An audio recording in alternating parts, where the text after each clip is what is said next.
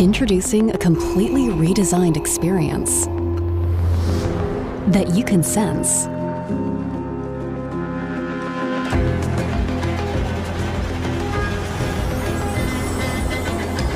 And that senses you. The new Dell Latitude laptops bring your work closer to you.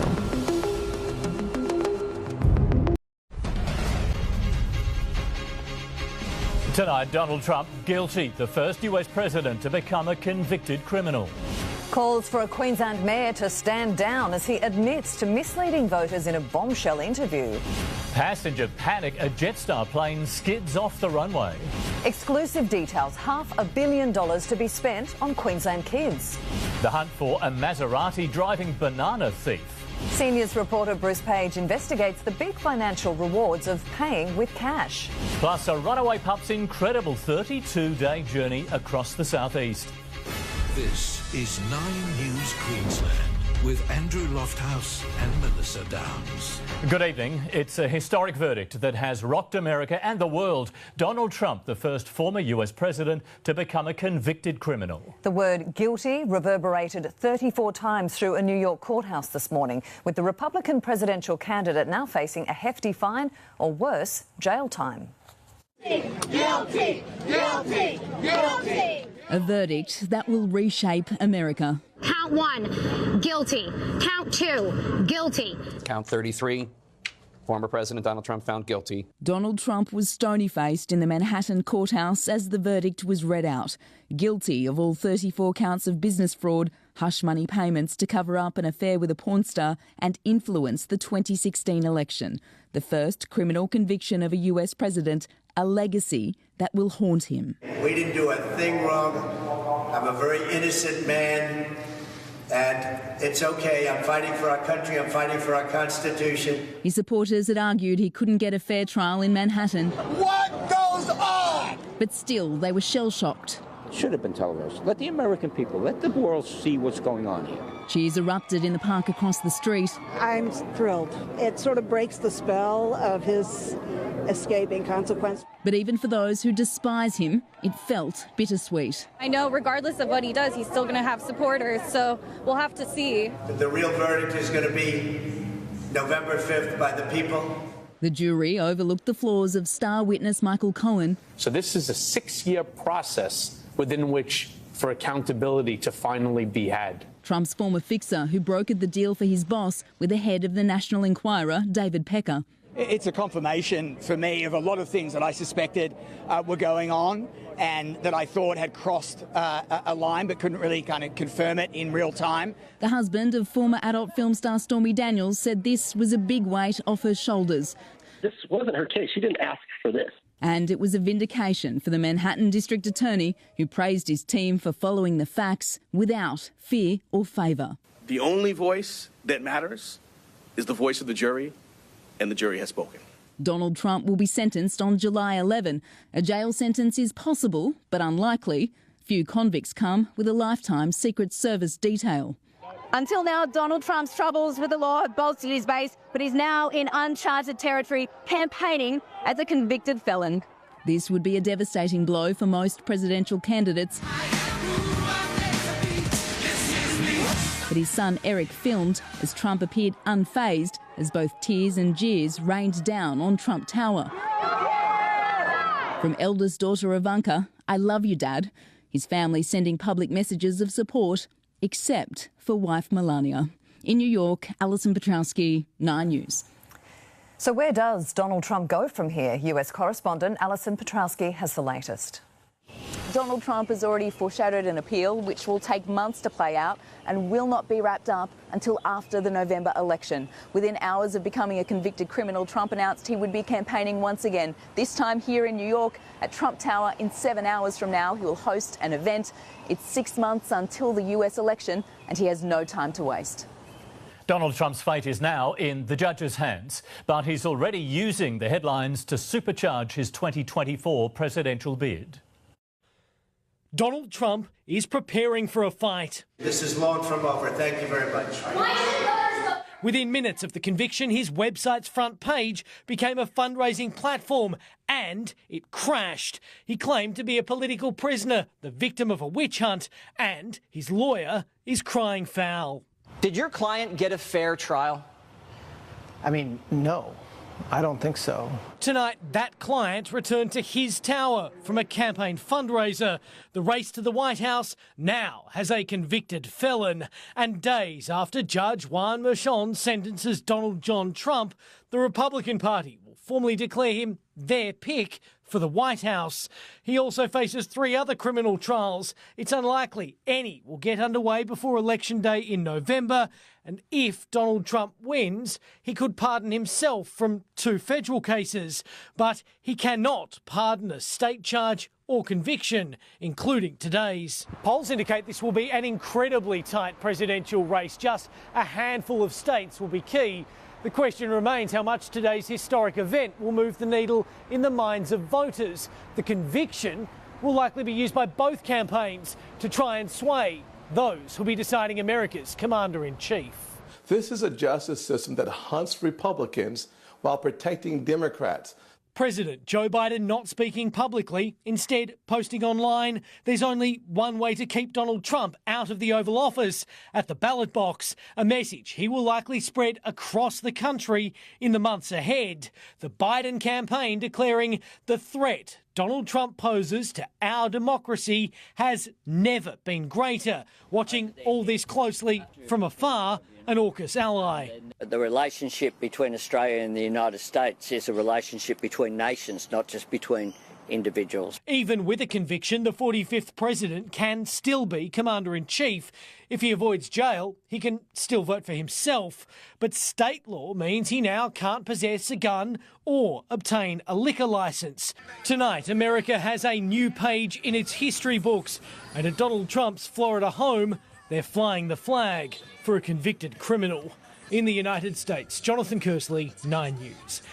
To breaking news now, and there are grave fears for a person pulled from a Toowoomba house fire this afternoon. Straight to Abby Gearan in the newsroom. Abby, it's understood that neighbours tried to fight the blaze. It's believed they used garden hoses in a bid to extinguish the flames, Andrew, until fire crews arrived. Emergency services were called to the home on Wallace Street in Newtown just before 3 o'clock this afternoon. Initially, to reports, one person was unaccounted for. Firefighters did manage to pull that person from the home so that paramedics could perform a CPR, but sadly they suffered critical injuries. A second person was also taken to Toowoomba Hospital in a stable condition, suffering some chest pain. You can see from these pictures, damage to the exterior of the building was really quite limited, but it did take crews about half an hour to gain the upper hand. Large volumes of smoke and flames producing from the window of the house. They went directly into search and rescue. Fire crews remain at that scene tonight, Andrew. So do police, who will now investigate the cause of this blaze. Thanks, Abby. The Premier says the Mayor of Townsville should stand down after he apologised for misleading voters about his time in the Army.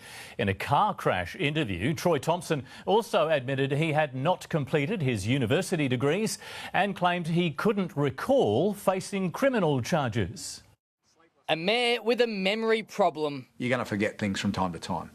And I actually did. Well, it's clearly not a good look. In fact, it's a lot worse than not a good look. Troy Thompson making staggering admissions on a current affair, unable to recall facing court and being fined $500 for attempted fraud and forgery uttering in 2008. I don't know anything about it, I'll be honest. Also blaming his failing memory for misleading voters about his record in the Army after claiming before the election. I spent 5 years in the military in Perth. So I was in Signals, in Swanbourne, or Karrakatta, Fremantle, and SAS Swanbourne. I firmly believe, up until I received this report, that I'd served 5 years. Records now allegedly show he completed a 2-week recruit course, an Army reservist cooking course in 1991, and that he was not in the SAS. I probably didn't say it right pre-election, but I certainly spent some time with people from SAS. What the Mayor could recall was the reason for deleting 2 university degrees from his LinkedIn profile. Those have now been taken down. Yes. Why is that?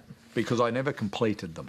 even though he claimed during the election campaign he was a business graduate. The Premier says the Mayor should stand down, with multiple investigations underway, including by the Crime and Corruption Commission. But I think it's in Townsville's best interests for them to have a Mayor that hasn't lied to them. Troy Thompson issuing a statement today that I have no intention to step aside as some of the naysayers would like. Townsville's councillors also calling on him to resign, ensuring the controversy is far from over.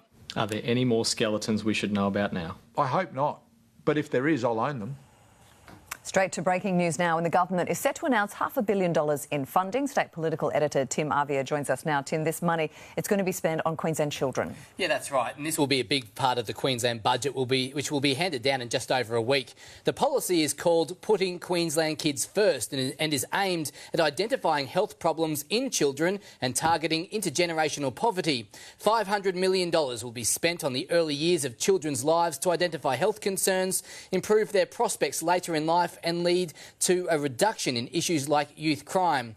The funding package includes $71.4 million for health checks in a child's first 5 years of life, $67.3 million for behaviour specialists and $42.7 million for family support coordinators, both of these in primary schools. This is to assist teachers with the many students who have learning challenges. There's also $26.2 million for extending free kindy to 30 hours a week in Indigenous communities, $18.4 million for supporting healthier pregnancies and $9.9 million for hearing screenings to identify when children have hearing problems early in life. There'll also be funding for mental health and housing support services. Andrew, Melissa, this announcement will be made in the coming days and hopefully the much needed funding will be targeted at the areas that need it. Yeah, indeed. Tim, thank you. Well, heavy fog wreaked havoc across parts of the southeast this morning, blanketing roads and airport runways. Let's go live to Luke Bradnam now. Luke, a number of flights were impacted. That's right, Lofty. All up 11 flights diverted from Brisbane Airport today. If you look at these shots, it's not hard to work out why. Those flights diverted to down here on the Gold Coast, up to the Sunshine Coast, as far away as Cairns and Sydney. This fog impacting areas from Moreton Bay right through to the western suburbs. Visibility got as low as 50 metres in some areas around the city this morning, and that forced the Bureau to issue a warning for hazardous driving conditions around the city as well. So not just airline travellers, but also a very slow trek into work this morning for motorists. Tomorrow we could be in for a repeat performance with more fog forecast, but only for the western suburbs. And Melissa, some heavy showers potentially in the forecast as well. I'll have all those details coming up a little later. We'll see you then. Thanks, Luke.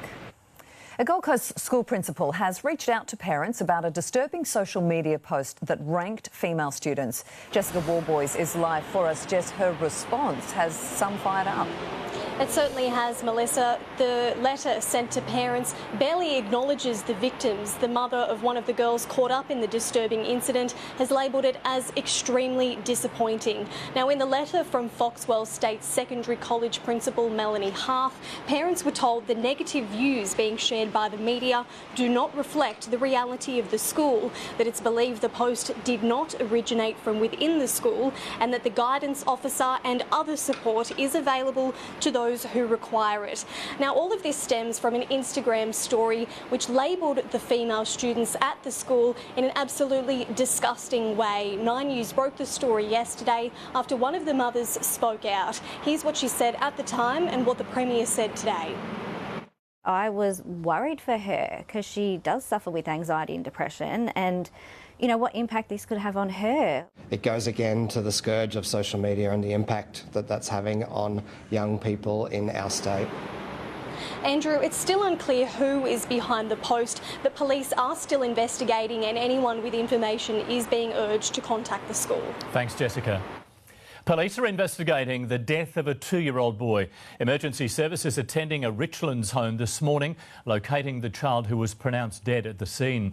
Officers spending most of the day inspecting the property and speaking to adults at the home. Tonight they're still investigating how this tragedy unfolded. Bruce Lerman has lodged an appeal against his crushing defamation defeat by Network 10 and host Lisa Wilkinson.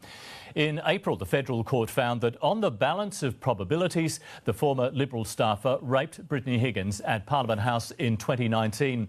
Lerman filed the paperwork at the 11th hour. The deadline to do so was today. He intends to represent himself. Arrested at the airport. This is the moment police pounce on a 55-year-old man wanted over multiple serious domestic violence offences on the Gold Coast between 2016 and 17. The 55-year-old was living in the Philippines when he was detained by local police and deported back to Australia earlier this month, arrested on arrival in Brisbane. He's since been charged with 67 domestic violence-related offences and is due to face court next month. New Zealand's Prime Minister has slammed the Albanese government for changing a controversial immigration ruling that's led to violent criminals being allowed to stay in Australia. The independent body responsible for overturning visa cancellations today revealed more than 180 have been reinstated since the direction was made. Long-standing friends across the ditch. But tonight, trans-Tasman tensions are flaring as a deportation deal is thrown out. We regret the decision that Australia has made. So we have a good relationship. We had a good chat yesterday. Australia makes our decisions in our national interest. That decision to rewrite a ministerial direction which had allowed dozens of foreign criminals to stay in the country. The ruling, originally brought in to appease New Zealand's concerns about taking back Kiwi citizens who have broken the law but have spent most of their lives in Australia. It's not fair that actually we get deportees coming back to New Zealand that have got very little connection or no connection to this country. That's not right. The Albanese government has bungled this both in terms of the safety of Australians and our diplomatic relations with New Zealand. The direction also leading to people from other nations with serious offences keeping their visas. The federal government blames the Administrative Appeals Tribunal for ultimately reinstating visas that were cancelled by the Commonwealth. Facing questions today, the independent body took responsibility for those decisions but maintained they were based on the direction issued by Immigration Minister Andrew Giles. We seek to hear the evidence, listen to the submissions, make findings of fact, apply the law, apply directions and come to a conclusion. You would be concerned that that person could be gunned down on their return to their own country. Changes promised as soon as possible, but still no confirmation what that will look like. Claudia Radoljak, 9 News. Landing drama. A Jetstar plane skids off the runway after touching down. The details next. A shock revelation on the health of the Perth double murderer. Fears for thousands still missing a week on from a devastating landslide in Papua New Guinea. And at the end of sport, the heartwarming moment, a community comes together to save a lost rescue dog.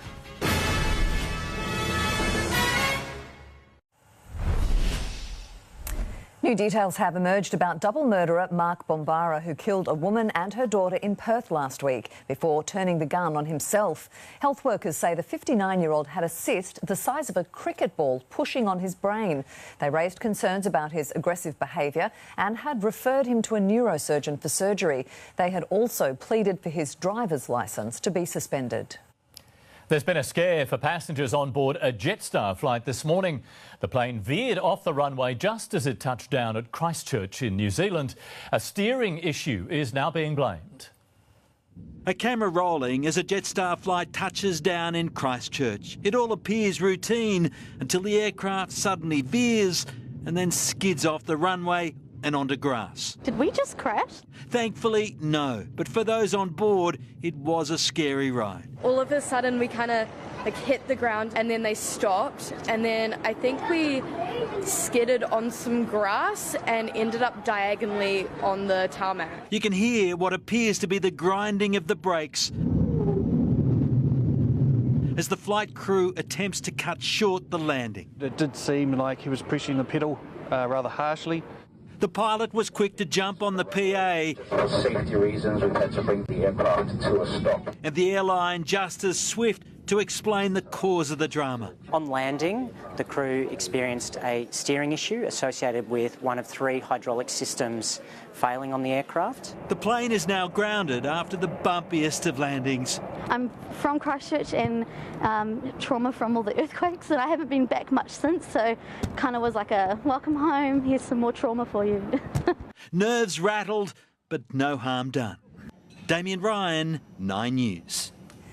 Rescue teams in Papua New Guinea have ruled out finding survivors a week on from a devastating landslide. At least 670 people have now been confirmed dead, but there are fears for more than 2,000 others.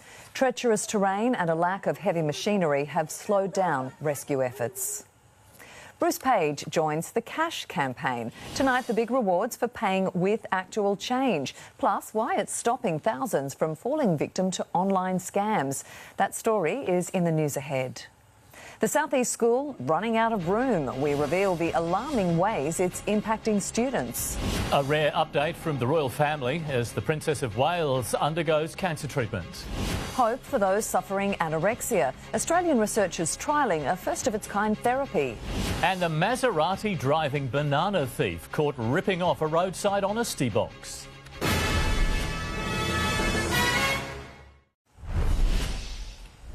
One of the Southeast's biggest schools is running out of room as an enrolment surge sparks campus overcrowding. Indooroopilly State High parents say their children's education's on the line, calling on the state government to step in.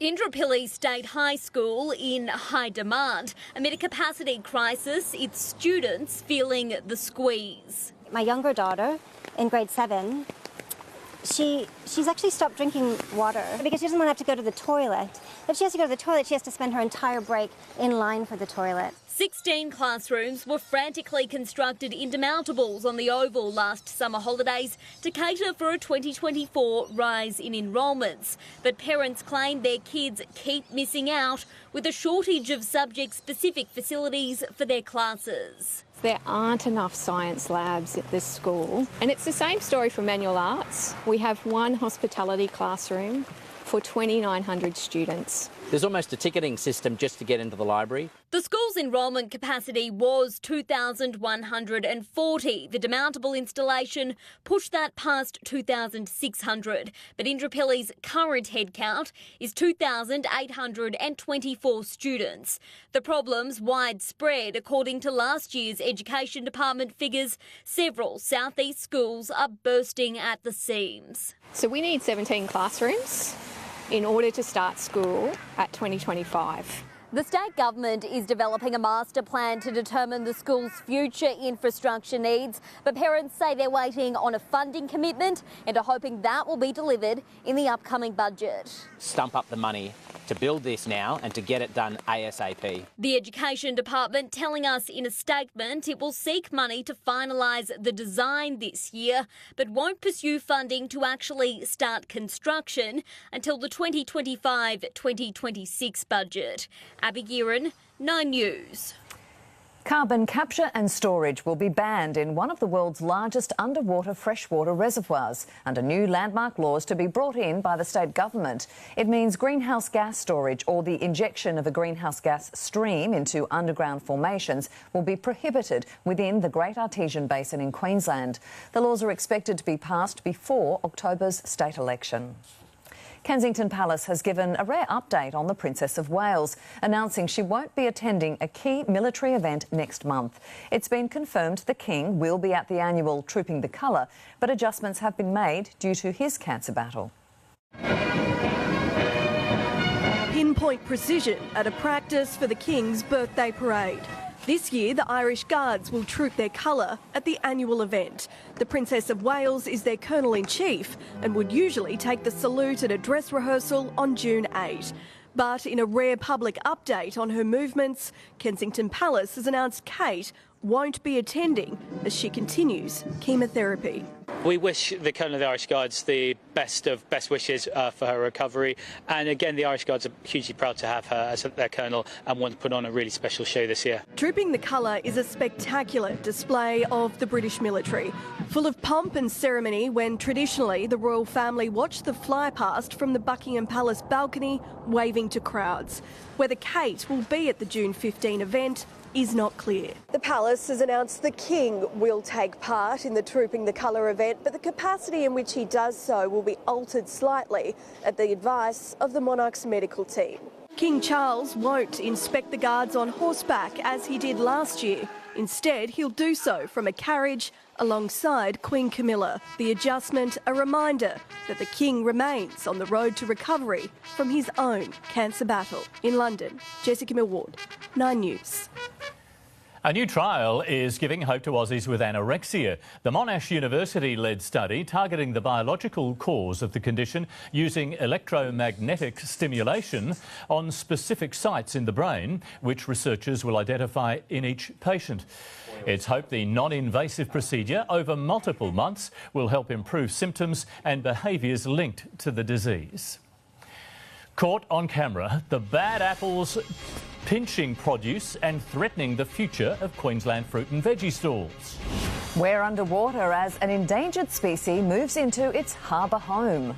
Plus the big financial rewards of paying with cash. Bruce Page's special report.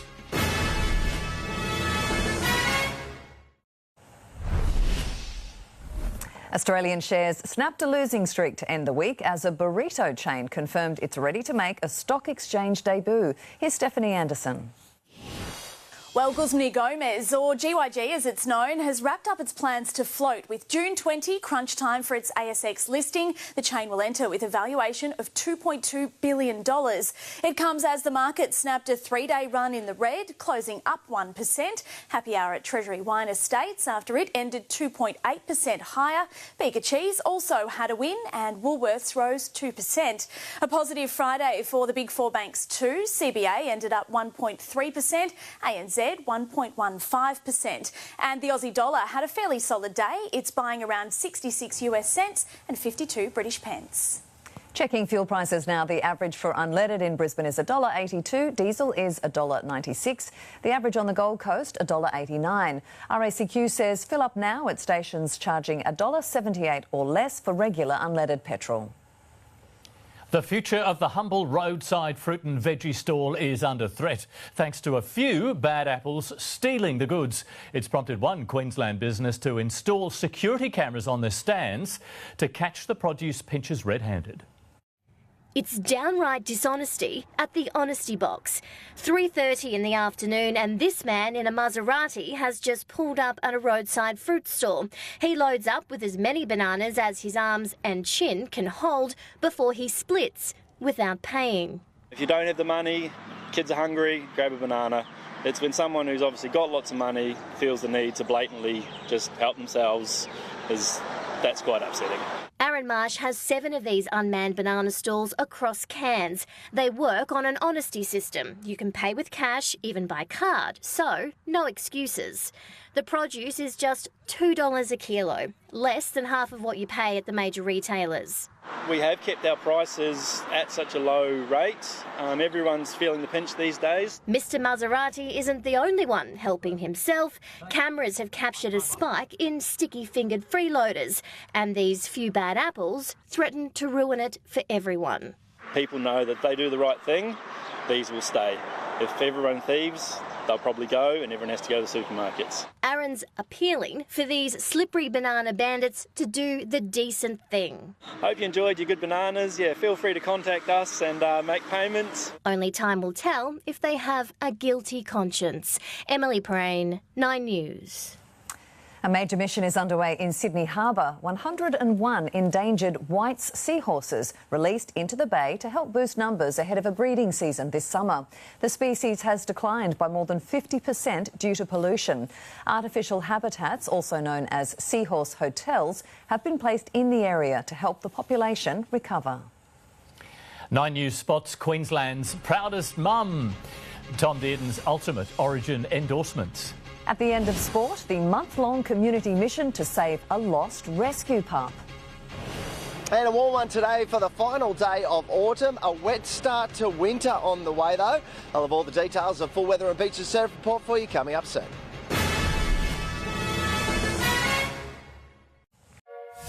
Intuitive, capable, and above all, intelligent. The Ford Escape is fearlessly designed and makes every day effortless.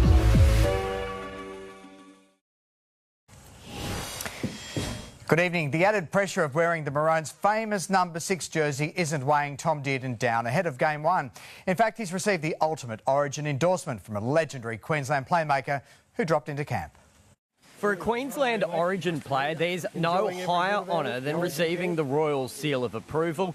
The King making a special visit to the Maroons camp to speak with Tom Dearden, the next in line to wear the famous number 6 jersey for Queensland. I think about all the players that have worn it before me. I think you mentioned it's Wally, it's Jonathan Thurston, it's Cameron Munster, Darren Lockyer. See him fill rather large shoes. I've got full trust that he's going to be able to do that because he's a guy that rises to every challenge that he faces. Oh, it's very special. We know what Wally Lewis is to Origin. The 23-year-old has had to contend with claims he isn't flashy enough to be a playmaker at Origin level. Like every player has their own different qualities, and I really enjoy the competitive parts of the game and all the little efforts, and I think that's where I judge my game. And if I know if I've had a good game, if I've got those efforts and I've competed hard, and I think the flashy stuff probably comes with a bit more experience as well. I think at the moment I just focus really hard on getting those little things done. After making his Origin debut at Suncorp Stadium, Dearden must now deal with a hostile Sydney crowd in his second match for the Maroons. I was lucky enough to be 18th man at a few games in Sydney, so I know what the atmosphere is down there. It's the complete opposite to what it is at Suncorp. At Sanctuary Cove, Adam Jackson, 9 News. Here's a moment to melt your heart. Sienna Lafipo's mum just couldn't let go. So proud of a little girl becoming the Maroons' newest senior player. She'll start at lock, but it's Sienna's versatility, defensive resolve and big game experience that earned the promotion. She played in the grand final last year for Titans, so I think she's ready for it. She's pumped and ready to go. Game 2 of the series is in Newcastle next Thursday. The Maroons hell-bent on forcing a Townsville decider. Wayne Bennett's frustrated Felice Kaufusi will be sitting idle in Maroons camp tomorrow night instead of facing the Raiders. As 18th man for Queensland, Kaufusi won't be released for the Dolphins' round 13 clash. You can go through 3 Origins and not get a minute's football, and that doesn't help the player either. But I said, back to the club's point of view, the club sacrifice a lot in Origin time, and we do that, we all get on with it, but I just think that's a bit over the top, personally. In a late team change for the Dolphins, Cody Nikorima is out with a lingering calf complaint, so Anthony Milford starts for the first time this season. The Sharks play the Broncos next week, Cronulla coming off consecutive losses and 3 matches in a row where they've conceded at least 30 points. Just poor defensive lapses, like really simple stuff. In position, missing tackles, falling over each other. Round 13 continues in Newcastle tonight. The Knights host the Bulldogs. Canterbury will arrive without Matt Burton. He's the Blues' 18th man, and like Felice Kaufusi, stuck in Origin camp. In less than 2 hours, the Matildas will take to Adelaide Oval for their second last hit-out before the Olympics. The Tillies looked relaxed on their team walk this morning before tonight's friendly against China. Australia's final match before heading to Paris is in Sydney on Monday. Alex de Minaur is through to the 3rd round of the French Open for the first time in 8 attempts. The world number 11 beating Jaume Munar in just over 2 hours. Thanasi Kokkinakis survived another 5-setter. Down 2 sets, the Aussie stormed home to advance to the 3rd round, where American Taylor Fritz awaits. It'll go down as one of the greatest days of competitive surfing. Chopu again roaring to life for the final day of the Tahiti Pro. There were perfect 10-point rides and heavy wipeouts before Brazilian Italo Ferreira walked away with the trophy. The feared wave will be back in the spotlight again soon. Chopu is surfing's venue for the Olympic Games.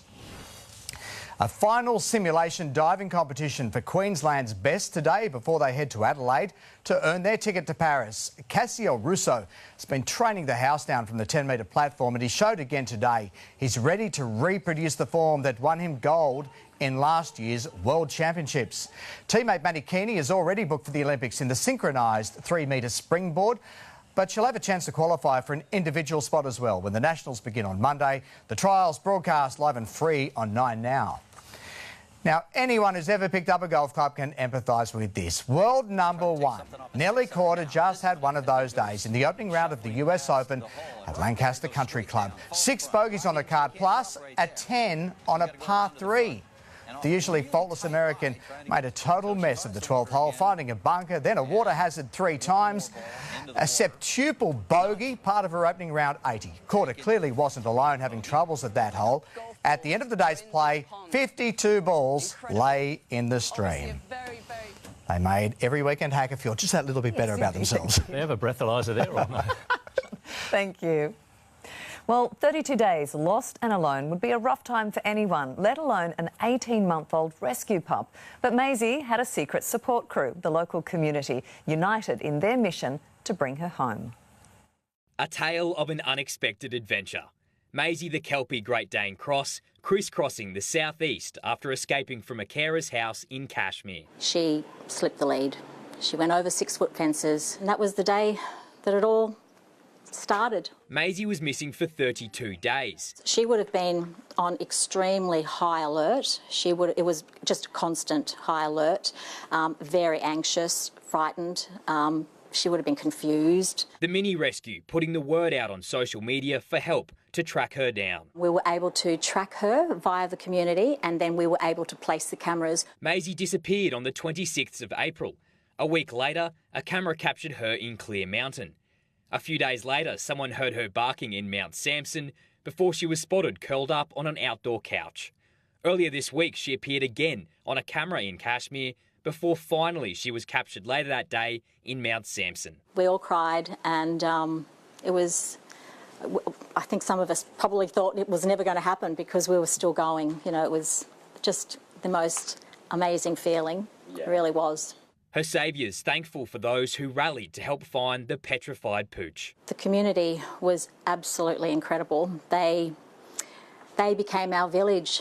They were the ears, the eyes. Maisie's now recovering from her big ordeal at her rescue home, but carers here say that once she's back on her feet, she'll be back out looking for her forever home. That right person needs to find her, or she needs to find her right person. Pat Heaney, 9 News. Oh, lovely result. Yes. Well, in just 3 minutes, the big financial rewards for paying with cash, how it can help you save and avoid online scams. Bruce Page's special report is just moments away. But firstly, Luke Bradnam back with a check on the weather. Luke, do we have any showers around this evening? Yeah, we do, Lofty. Parts of the Sunshine Coast seeing some moderate to heavy falls right now. Lighter falls towards the northern suburbs of the city, but they are slowly tracking south. I'll have all the details, the full weather and beach and surf report for you coming up next.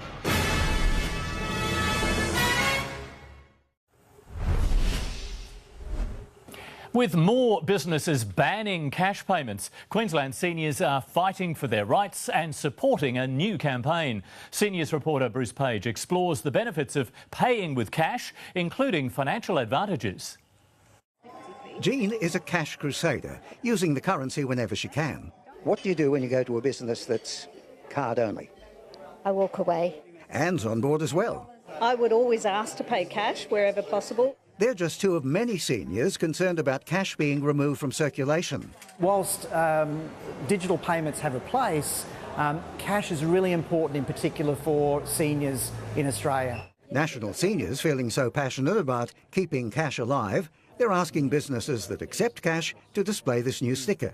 One of the first on board, fashion designer Kerry Craig's cafe and fashion emporium in the Brisbane Arcade. Kerry's dad Peter says it makes sense for customers. They expect to pay cash, to be honest, because they've grown up with cash and that's the way we live, and at my age I do too. According to national seniors, older Queenslanders prefer cash for many reasons, including fear of scams. Many of them are really concerned and they love the security that comes with cash. There's no denying it's quick and easy to tap and go. The downside is that you can lose track of how much you're spending, which is why many seniors like the idea of using cash. Great for budgeting. They know they can live within their means, they can see it, and they can plan much better. I can control exactly my spending. I know exactly where my finances are going. We seniors can support the campaign by continuing to pay with cash and supporting businesses that do. May I pay cash? It's the best way to show the banks, government and corporate Australia in general that cash has a role to play. I think we need to make certain that cash is out there all the time. Bruce Page, 9 News. Switch on a Daikin Alira X split system with advanced streamer technology to remove more than 99% of harmful indoor air pollutants and surround yourself with cleaner air this summer. Daikin, perfecting the air. Well, it's time now for your full weather forecast, and Luke, sounds like we have a wet start to winter on the way. We do, Melissa. Yeah, wet Saturday on the way. That's the bad news. The good news is the showers, we're looking at falls of 10 to 20 millimetres for most areas around the southeast. Not expected to arrive until late tomorrow afternoon, possibly into tomorrow evening. So you should be able to get outside tomorrow and get some outdoor activities done and dusted. If you have a look at today's temperatures for the final day of autumn, our warmest day in a couple of weeks, getting up to 26 degrees in the western suburbs today, 25 degrees down here on the Gold Coast. Most of the coastal fringe hovering in that mid-20 range, and the showers we've seen today have mostly been this afternoon up around the Sunshine Coast, just heading in towards the northern suburbs of the city this evening. Tomorrow's weather map shows that rain band heading our way, stretching from the northern tropics down into the southeast of the nation. The further south you are tomorrow, the heavier the falls will be, but all of us can expect some showers at some stage tomorrow.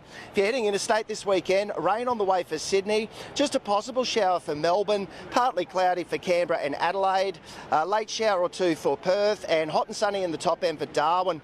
Back home, partly cloudy along the North Queensland coastline, but in the west, a possible shower for the Isa as well as Longreach, and further south could see up to 15 millimetres for Roma. Showers developing through the Capricornia coast for both Rocky and Gladstone, and then through the Fraser coast, we're looking at falls up to 10 to 15 millimetres. Here in the southeast, we could again wake to some fog, particularly in the western suburbs. It will clear to a cloudy day though, those showers heading our way from late afternoon. Most areas can expect anywhere from 5 to 20 millimetres, and despite the overcast conditions, still a warm day, and that's courtesy of the northerly winds. They will be quite strong tomorrow, particularly off the Gold Coast. Out on the bay, not a bad day, seas below a metre, but we've got a strong wind warning for Gold Coast waters though. For the city, a top of 24 and dropping down to 17 tonight with 15 millimetres possible. Looking ahead for Sunday, just a shower or two before it clears in the afternoon. A beautiful Monday on the way. For Ipswich, up to 15 millimetres tomorrow and a cool week next week. Here on the Gold Coast, up to 20 millimetres tomorrow, further 5 millimetres for Sunday. And for the Sunshine Coast, up to 15 millimetres tomorrow, 6 millimetres for Sunday. Let's have a look at the beaches for tomorrow. Pretty lean pickings for the board riders out there today. Lumpy and bumpy, even on the points. This is Burleigh for you this morning. Could almost have had it all to yourself. The open beaches did fire up around mid-morning as those winds dropped off, but tomorrow, not a lot of good news for us. We've obviously got the rain heading our way, but so too are the winds. A strong wind warning, in fact, heading for offshore waters. It means messy conditions on basically all of the beaches across southeast Queensland, although Main Beach at Point Lookout always fires up on a strong northerly. Now for a family day down the beach tomorrow, the only good news is the water temp's quite nice, warmer in than out, up around 22 degrees. Stay between the flags though, will be quite dangerous down there tomorrow. And offshore for the boaties, no go tomorrow with that strong wind warning, but there's a few dewies around on the closer reef. Fish the Deep Charter's getting these earlier in the week. Great stuff. There you have it, guys. Rain on the way for the first day of winter, but the first week of winter looking sensational with plenty of sunshine from Monday. It certainly does, Luke. Thank you. And that is 9 News Queensland for this evening. Deb Knight is next with a current affair. Thanks for your company from all of us. Good night.